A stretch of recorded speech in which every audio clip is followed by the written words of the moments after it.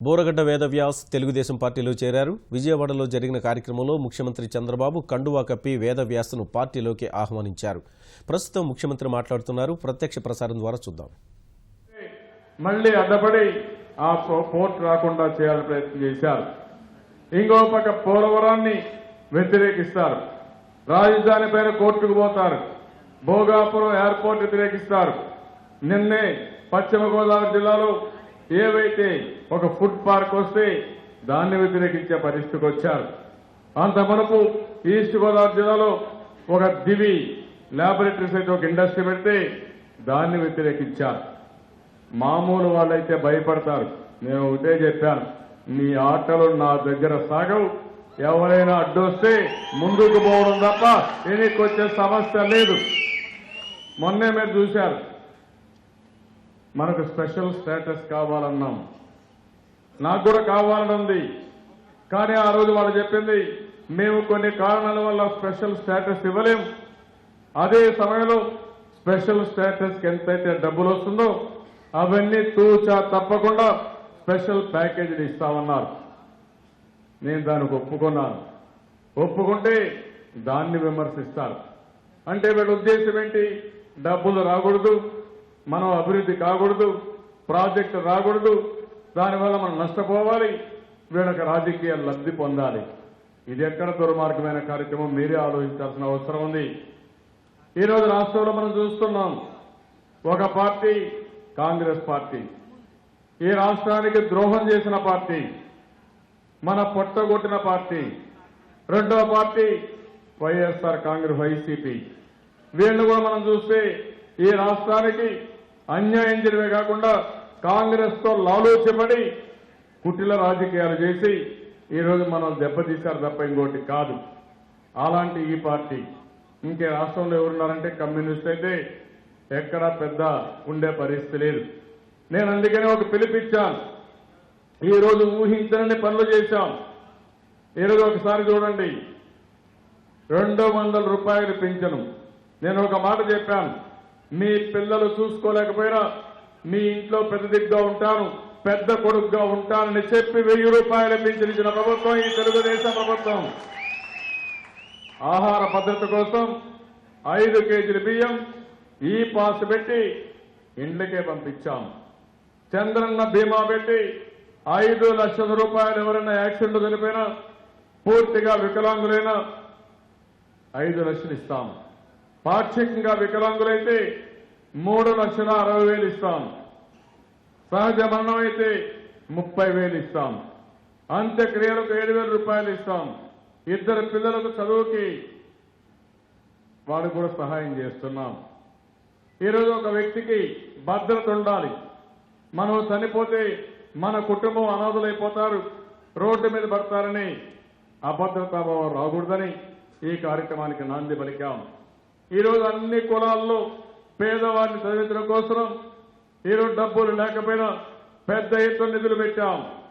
BC, SC, ST, minority, కడకు చరిత్రలో ఎప్పుడూ జరగని విధంగా కాపులకు కూడా 1000 కోట్ల రూపాయలు పెట్టిన ఘనత ఈ ప్రభుత్వానికి. అదే మరిగా 10 సంవత్సరాలు రైతు ఇబ్బంది పడ్డారు, దివాలా తీశారు, అప్పులు ఉగురు నెట్టేశారు. అందుకే నేను ఆ రోజు నా కష్టాలున్నాయి, ఇబ్బందులున్నాయి, డబ్బులు లేవు. కానీ నేను అప్పు పెట్టి 4-5 సంవత్సరాలు మీ వడ్డీ మీరు తీసుకున్న అప్పు కూడా కట్టి 24,000 కోట్ల రూపాయలు రుణ విముక్తి చేసిన ఏకైక ప్రభుత్వం భారతదేశ చరిత్రలో తెలుగుదేశం. ఎప్పుడన్నా జరిగిందా అని అడుగుతున్నా. నేను సవాలు విసురుతున్నా. ఎక్కడైనా ఏ ప్రభుత్వమైనా ఇచ్చారని అడుగుతున్నాను. అదే మరికి తెలంగాణ ప్రభుత్వం సర్ప్లస్ బడ్జెట్, వాళ్ళ ఆదాయం 53%, మన ఆదాయం 43%, మన జనాభా 58%, వాళ్ళ జనాభా 42%. అయినా కూడా వాళ్ళు 50,000 వరకు వన్ టైం సెటిల్మెంట్ ఇవ్వలేదు. 1,00,000 రూపాయలు ఇచ్చారు. నేను 1,50,000 50,000 వన్ టైం సెటిల్మెంట్ ఇచ్చిన ఘనత తెలుగుదేశం పార్టీదని చెప్పి కూడా నేను మీకు తెలియజేస్తున్నా. డాక్రా సంఘాలకు తెలంగాణలో ఇవ్వలేదు. వేరే రాష్ట్రాల్లో ఇవ్వలేదు. ఒక్కొక్క మెంబర్కి 10,000 రూపాయలు ఇస్తానని చెప్పి హామీ ఇచ్చాను. మొన్నే మేము చూస్తే మొదటి విడత వడ్డీతో సహా మొన్న రిలీజ్ చేశాం. 3,500 కోట్లు ఇచ్చాం. ఇప్పుడు మళ్ళా నవంబర్ 1వ తారీఖు నుంచి 2,650 కోట్ల రూపాయలు రెండో విడత ఇస్తున్నాం. ఇంతకుముందు పెట్టుబడి నిధికి ఇచ్చాం. ఇప్పుడు అవసరమైతే మీ కుటుంబ ఖర్చులు కూడా మీరు వాడుకునే అవకాశం ఇస్తాను. మీ ఇష్టం వచ్చేట్టు ఖర్చు పెట్టుకోమని మళ్లీ నవంబర్లో డబ్బులు ఇస్తున్నానని చెప్పి కూడా నేను మీకు తెలియజేస్తున్నాను. నా దగ్గర డబ్బులుండి కాదు, మనస్సు ఉంది. మీరు కష్టాల్లో ఉన్నారు. మీ కష్టాలు చూసినప్పుడు అవసరమైతే మీ ముఖంలో ఆనందం చూడాలి. మీ కష్టాలు నా భుజస్కంధాల పైన పెట్టుకుని మిమ్మల్ని ఆనందంగా చూడాలనే ఏకైక కోరిక తప్ప వేరే కోరిక లేదని చెప్పి కూడా నేను మీకు తెలియజేస్తున్నాను. అడుగడుగునా ప్రయత్నం చేస్తున్నాను. కేంద్రం నుంచి రావాల్సిన నిధులు రాబడుతున్నాం. ఒక్కోసారి మనకు రావాల్సింది కొంత ఆలస్యమైన మనం ఏమాత్రం ఇబ్బంది పడకుండా ముందుకు పోవడం కోసం అన్ని విధాల ప్రయత్నం చేస్తున్నాను. ఇప్పుడు పోలవరం ప్రాజెక్టు ఉంది. పోలవరం ప్రాజెక్టు రావాలి. పోలవరం ప్రాజెక్టు వస్తే ఒక పంట ఈజీగా కృష్ణా డెల్టాలో పండుతుంది. రెండవ పంటకు పై నుంచి నీళ్లు వస్తే మనం అడ్జస్ట్ చేసుకునే అవకాశం వస్తుంది. అదే వారిగా ఈరోజు మీరు చూస్తే పోలవరం వస్తే మన రిజర్వాయర్లో నీళ్లు పెట్టుకోగలిగితే చాలా వరకు నీటి ఎద్దడి తగ్గించుకునే పరిస్థితి వస్తుంది. అయితే పోలవరం ప్రాజెక్టు ఆషామాషి కాదు. ఇటీవల కాలంలో భారతదేశంలో ఎక్కడా ఇంత ప్రాజెక్టు కట్టే పరిస్థితి లేదు. భవిష్యత్తులో కూడా ఇంత పెద్ద ఎత్తున ప్రాజెక్టు కట్టే పరిస్థితి లేదు. 2013 ల్యాండ్ ఎక్విజిషన్ బిల్లు వచ్చింది. ఈరోజు దానికోసం మీరు చూస్తే అక్కడ గిరిజనులు ఉన్నారు. భూమికి భూమి ఇవ్వాలి, ఉపాధి కల్పించాలి, రీహాబిలిటేషన్ చేయాలి. ఇవన్నీ చేస్తే దగ్గర 25,000 కోట్ల రూపాయల ప్రాజెక్టు కాకుండా భూములకు రైతులకు ఇవ్వాల్సిన అవసరం ఉంది. ఇంకా 50,000 ఎకరాలు భూమి సమీకరణ జరగాలి. అదే కాకుండా 200 గ్రామాల్లో గిరిజనులు వేరే గ్రామాల్లో ఇండ్లు కట్టి పంపించాలి. వాళ్లకు పునరావాసం చేయాలి. అదే మరి ఈ ప్రాజెక్టు కట్టాలి. దీన్ని నేను ఒక సవాలుగా తీసుకున్నాను. మామూలుగా అయితే అసాధ్యం, కానీ నేను ఒకటే అనుకున్నాను, ఎట్టి పరిస్థితుల్లో పోలవరం పూర్తి చేయాలి. తెలుగు జాతికి ఒక చరిత్ర సృష్టించాలనే ఏకైక ఉద్దేశంతో ఈ పోలవరం ప్రాజెక్టు ముందుకు పోతున్నాం. నేను ప్రతి ఒక్క సోమవారం పోలవరంగా పేరే మార్చుకున్నాను. ఇప్పుడు సోమవారం మర్చిపోయాను. ఆ సోమవారం పేరే పోలవరం. పోలవరం పూర్తయ్యే వరకు పోలవారంగానే సోమవారాన్ని నేను పరిగణిస్తా. పోలవరం తెలుగు జాతికి వరం. పోలవరం పూర్తయితే మన సమస్యల పరిష్కారం అవుతాయి, దాంట్లో అనుమానం లేదు. నేను అడుగుతున్నా మిమ్మల్ని, మనం ఇంత కష్టపడతా ఉంటే ఒకప్పుడు కరెంట్ వచ్చేది కాదు మీ అందరికీ. ఇప్పుడు కరెంట్ వచ్చింది కాబట్టి అసలు ఆ కష్టం మర్చిపోయి ఏం చేశారో మీరు మర్చిపోతున్నారు. ఒకప్పుడు వ్యవసాయానికి కరెంటు లేదు. మా ఆడబిడ్డలు టీవీ చూడాలంటే కరెంటు వచ్చేది కాదు. ఎండాకాలం ఉక్కొస్తే ఫ్యాన్ వేసుకునేదానికి కరెంటు వచ్చేది కాదు. అన్ని ఇబ్బందులే. 22.5 మిలియన్లు కరెంటు కొరత. ఇప్పుడు కరెంటు పోతే నాకే కోపం వస్తా ఉంది ఒక నిమిషం పోతే.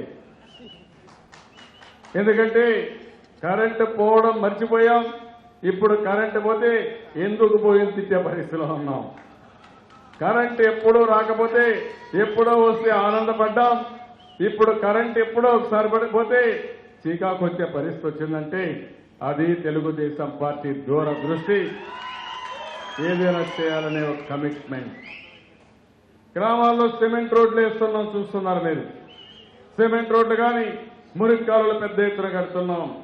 పట్టణ ప్రాంతాల్లో పూర్తిగా ఈరోజు మీరు చూస్తే ఓడీఎఫ్ కింద అన్ని ఇండ్లకు మరుగుదొడ్లు ఇచ్చాం. గ్రామీణ ప్రాంతాల్లో మరుగుదొడ్లు ఇవ్వాలని చెప్పి ముందుకు పోతున్నాం. అందరినీ కట్టమంటున్నాం. రాబోయే జూన్ లోపల నిన్నే మంత్రి గారు అనౌన్స్ చేయించాం. 24 లక్షల ఏవైతే ఎల్పీజీ గ్యాస్ ఉందో, వంట గ్యాస్ ఉందో, 24 లక్షల గ్యాస్ ఇప్పించి భారతదేశంలోనే మొదటి రాష్ట్రం 100% గ్యాస్ కనెక్షన్ ఇచ్చే రాష్ట్రం మన రాష్ట్రం అవుతుంది. ఎవ్వరు కూడా కట్టె పొయ్యిలతో వంట చేసే పరిస్థితి లేదు. తమిళలో మీకు కూడా ఒక అడ్వాంటేజ్ ఉంటుంది. ఎప్పుడన్నా కాఫీ పెట్టుకోవాలంటే మీ ఆడవాళ్ళు బయట పోతే శుభ్రంగా గ్యాసే కాబట్టి ఈజీగా కాఫీ పెట్టుకోవచ్చు. అది కూడా ఇబ్బంది లేదు. ఇంకొక పక్క అవసరమైతే బిర్యానీ కూడా తయారు చేసుకొని తినచ్చు. మీ టీవీలోనే మీ వంటలు కానీ మీ వ్యవసాయం కానీ ఏ చూడాలన్నా ఫైబర్ గ్రిడ్ ద్వారా కనెక్షన్ ఇప్పిస్తున్నా. అందులో మీకు కావాలంటే ఏ సబ్జెక్ట్ కావాలన్నా మీరు డిమాండ్ పైన వేసుకుని అది కూడా చూసుకునే పరిస్థితి వస్తుంది. చరిత్రలో ఎప్పుడో జరగని విధంగా అన్ని టీవీ ఛానళ్ళు అన్నీ ఇస్తాం, వీడియో ఇస్తాం, అదే మరిగా మీకు ఇంటర్నెట్ ఇస్తాం, 3 టెలిఫోన్లు ఇస్తాం. ఇవన్నిటికి కలిపి 149 రూపాయలు కడితే మీరు నిరంతరం వాడుకునే అవకాశం వస్తుంది.